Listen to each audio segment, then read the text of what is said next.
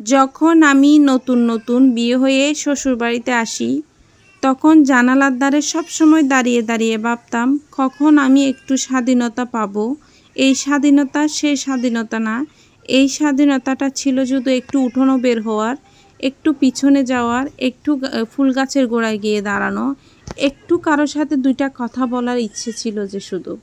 এর থেকে বেশি ইচ্ছে বা বেশি স্বাধীনতা কখনো আমি চাই নাই। শুধু চাইতাম যে ইস, কেউ যদি আসতো আমার সাথে দুইটা কথা বলতো, কেউ যদি আমাকে বলতো যাও তুমি একটু গিয়ে বাহির থেকে হাঁটি আসো, এই কথাটুকু যদি কেউ বলতো, মনের মধ্যে অনেক শান্তি পাইতাম।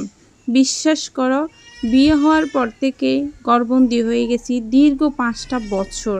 মানে এই 5 বছরে আমার মনে হয় না আশেপাশের কারোর সাথে আমি কখনো কথা বলছি।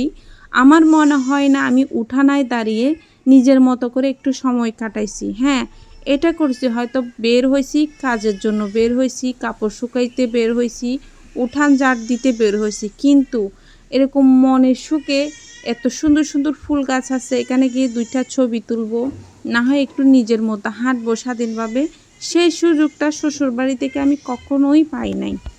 জানালার দ্বারে দাঁড়িয়ে দাঁড়িয়ে ভাবতাম আর কান্না করতাম। আর এখন দেখো আল্লাহর কি লীলা খেলা, আমার এখন সব হয়েছে, স্বাধীনতাও আছে, সুখও আছে, শান্তিও আছে। চাইলে আমি ইচ্ছা মতো যা মন চায় তা করতে পারি, কিন্তু এখন কেন জানি না মনটা আর চায় না। আমি শ্বশুর শাশুড়িকে কখনোই দোষ দিব না। একটা বউকে পরিপূর্ণভাবে গড়ে তোলার জন্য তাদের অধিকার আছে এভাবে শাসন করা, বারণ করা।